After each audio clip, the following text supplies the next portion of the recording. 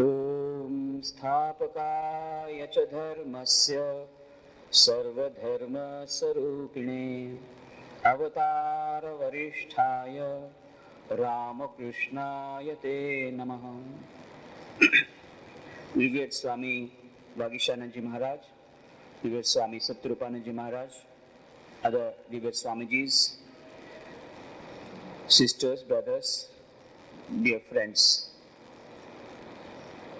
Today's subject, as just now you heard, is how Sri Ramakrishna saw Sri Sharda Devi. All of you are aware of the wonderful life of Sri Ramakrishna. There's a beautiful life by Swami Shardananji Maharaj, Sri Ramakrishna, the great master, the translation of Leela Prasanga. And the same book has been again given in another form by Christopher Isherwood, Ramakrishna and his disciples. Very nicely written. Christopher Isherwood, as you know, was a famous novelist of America. This is not a novel. It is all based on Sri Ramakrishna Leela Prasanga, the book, great master. But the presentation is so beautiful, you feel as if you're reading a novel. So in that book, you find wonderful life of Sri Ramakrishna depicted in a beautiful manner. How Sri Ramakrishna was born in that village of Kamarpukur, how he came to Dakshineshwar, and how he entered into deep sadhana, and then how at Kamarpukur his mother Chandra Devi heard that your son has become mad. He is always engrossed in thoughts of God and he's left all worldly affairs. And Chandramani there gets too much anxious, calls the son, and then she sees everything is okay. And then she was thinking how to get rid of this disease of taking God's name that has taken upon him. And then the villagers advise, under such circumstances, the best cure is to get him married. For any person who is too much intoxicated with God consciousness, best way is to entrap in marriage. As soon as Maya comes to him, he will forget about God. So Chandramani liked that idea and then started searching for a bride. It was not this time. Nowadays the marriage takes place very quickly. Chat mangni padya, they say in Hindi. But it was not like that. They were from a very high caste Brahmin family, and so they had to match the kundali and other things. The other party should be also of the same high caste and all that. So they were searching for a bride, they couldn't get. And once Chandramani Devi was sitting and was worried. At that time Sri Ramakrishna asked her, "Mother, why are you so worried? Is it because of the marriage of this person?" That means pointing towards him. He never used the word I. Sharda Devi was astonished. How did he come to know? Because she had kept everything secret, fearing if Sri Ramakrishna comes to know that we are arranging for his marriage, he will simply run away to Dakshineshwar. She was afraid. Sri Ramakrishna said, "You are worried because you are not getting a match, proper match. Why are you worried? The girl is already been selected, already been kept reserved for me.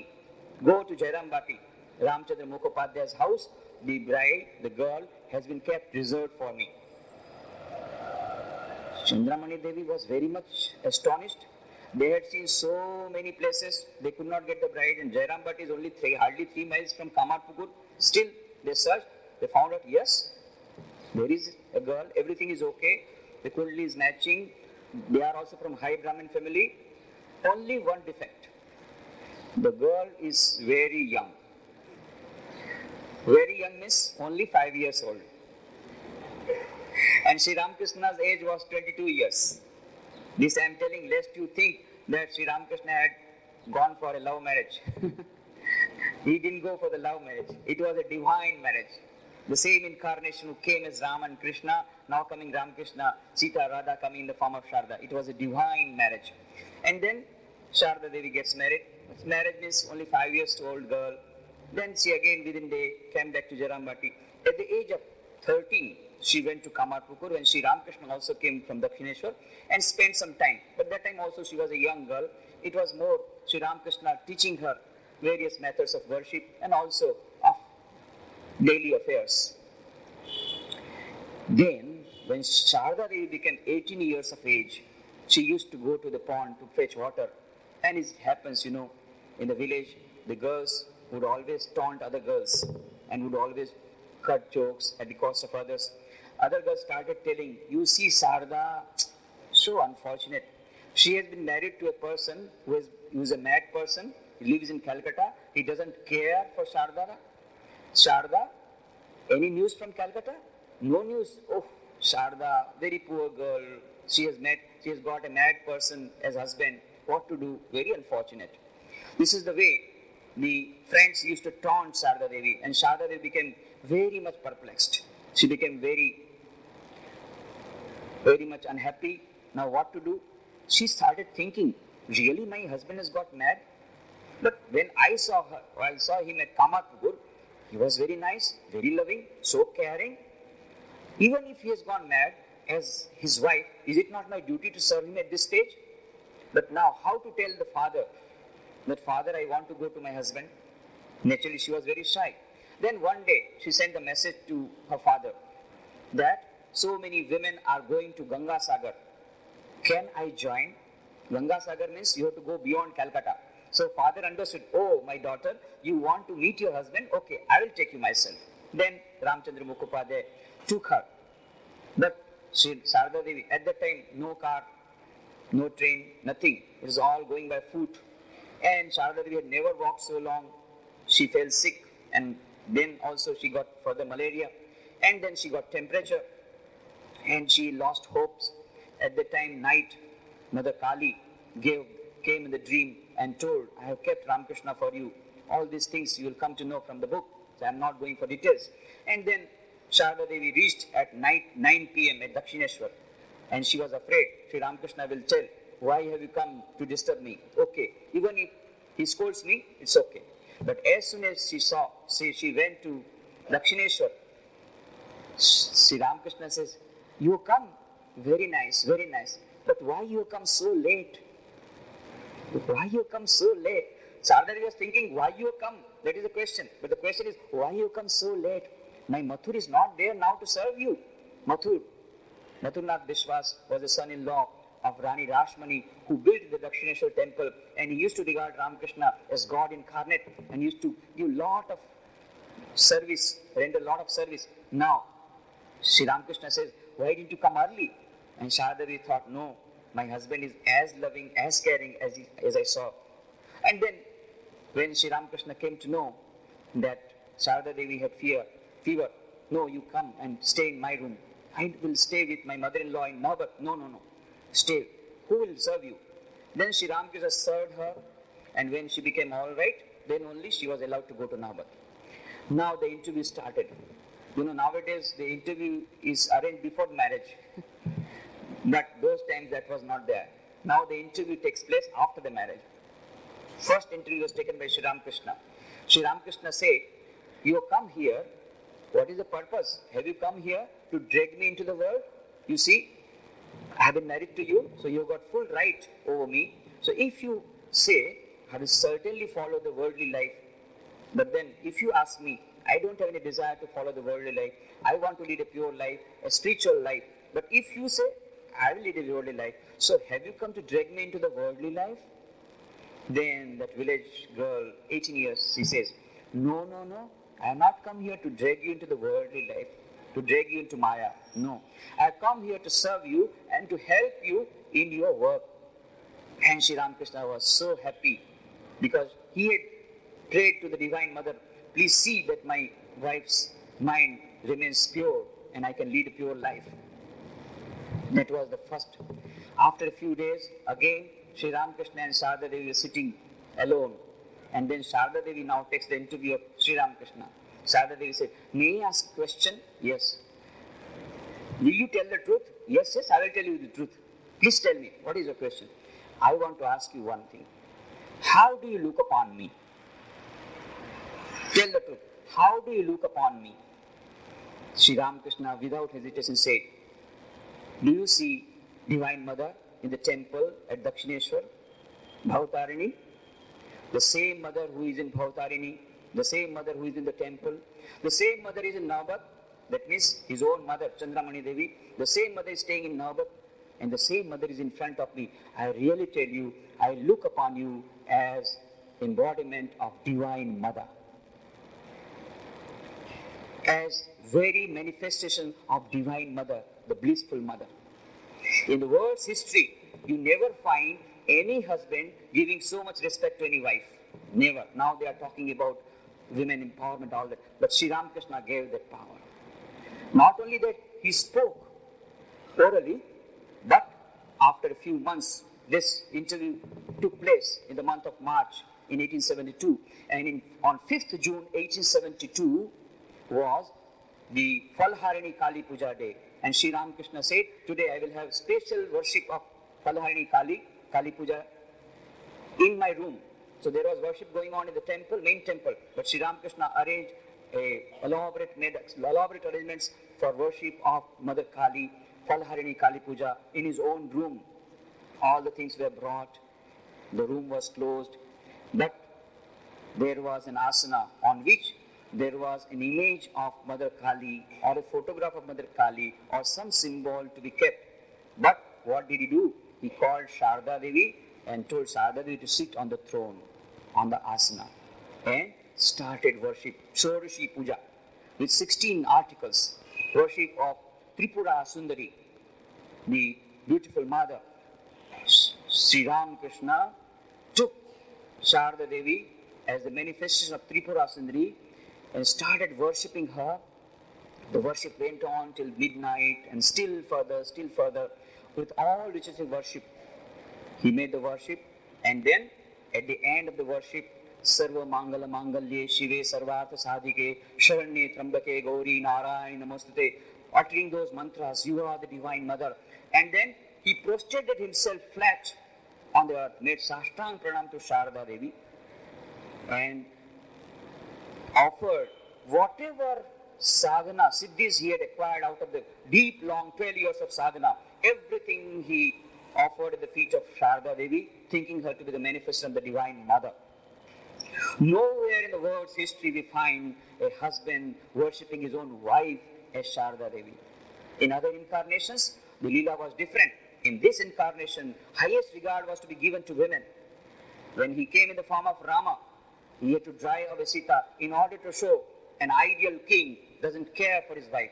But this time he came for emancipation of women, woman power. Sri Ramakrishna came this time to show how an ideal husband, how much respect he should have towards his wife. And Sharda Devi came to show, demonstrate how much respect a wife should have towards husband, how an ideal couple will live in this world without strife, without struggle, peacefully can coexist, and how an ideal family can grow. This was the necessity of this age, and that's why Sri Ramakrishna Sharda Devi demonstrated what an ideal marital life could be. The highest respect, the highest regard. And Sri Ramakrishna said, it's of course not necessary for you to go to that extent. He has shown the ideal. He said, I have done 16 annas, you may do 1 anna. You may not be able to worship your wife as Divine Mother, doesn't matter, but try to give that respect. Similarly, Sharda Devi has demonstrated the highest respect and highest regard, looking upon Sri Ramakrishna, her husband, as the manifestation of God, as much respect as possible. But this is how Sri Ramakrishna looked upon Sharda Devi, as the manifestation of Divine Mother. And always he gave that respect. Throughout his life we find never Sri Ramakrishna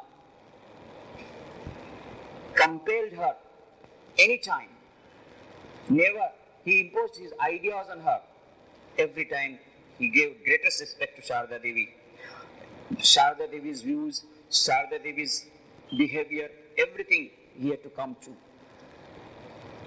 Once, by mistake, it happened so that Lakshmi Devi, the Sharda Devi, had come to the room of Sri Ramakrishna, and Sri Ramakrishna was meditating, and so he thought that Lakshmi Devi has come. Lakshmi is the niece of Sri Ramakrishna, has come. And so Sri Ramakrishna used the word tui. In Bengali, you find there are 3 words. Apani, when you give great respect. Tumi, when you are equal. Tui, when somebody is inferior to you or junior to you. Sri Ramakrishna used the word tui as he used to use. But for Sharda Devi, he always used the word Tumi, never used the word Tui. But that day, he thought it is Lakshmi Devi, and so he told that please close the door using the word Tui. And Sharda Devi, while going, she said, yes, I am closing the door. As soon as Sri Ramakrishna heard, oh, that is the voice of Sharda Devi. And then he became very much anxious. Oh, I have insulted her by using the word Tui. Then, next day morning, he came to Navat and standing outside, he told Holy Mother Sharda Devi, you see, yesterday whole night I could not sleep. I insulted you. I used the word Tui. I thought it is Lakshmi, and so I made a mistake. Please forgive me. Sharda Devi, what of that? Even if you say to use the word Tui, that is fair enough. You are my husband, and you have not done anything wrong. So why should you feel bad? No. You please tell me that you have forgiven me. Otherwise, I will not get peace of mind. Just imagine. By mistake, he has used the word Tui, and Sri Ramakrishna feels, because he gives greatest regard to his wife. He is not looking upon her as wife. He knows Divine Mother. And he told also others. Sri Sharda Devi used to say, when he heard some husband is drinking and beating his wife, he said, what is this I am hearing every day? This fellow is beating his wife, that fellow is beating his wife. What is all about? I can never imagine a husband beating a wife. My husband, Sri Ramakrishna, never beat me, not even by a flower. He did not throw even a flower at me, and never used the word even Tui. Only once he used the word Tui, and that also out of mistake. And nowadays I find the husband beating the wife. This is a new phenomenon. I never knew, I never heard. Sri Sharda Devi says, but she says, Ramakrishna always give her greatest respect. And then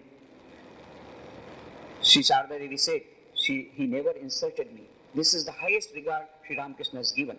Then another thing Sri Ramakrishna used to say about her, she is Saraswati, goddess of learning. And so, because she is a goddess, she wants to adorn herself. So, she must have some ornaments. And Sri Ramakrishna also, perhaps in his subconscious mind, had that incident in mind when Sharada was a child of 5 years, when she was married. Some ornaments were borrowed from Lala Babu's family by Sharada Devi's mother. They had to be returned. And Mother Chandramani Devi, Ramakrishna's mother, was very anxious how to return the ornaments. And then Sri Ramakrishna said, why are you mother so anxious? I have to return the ornaments. Don't you worry. I'll do the whole thing.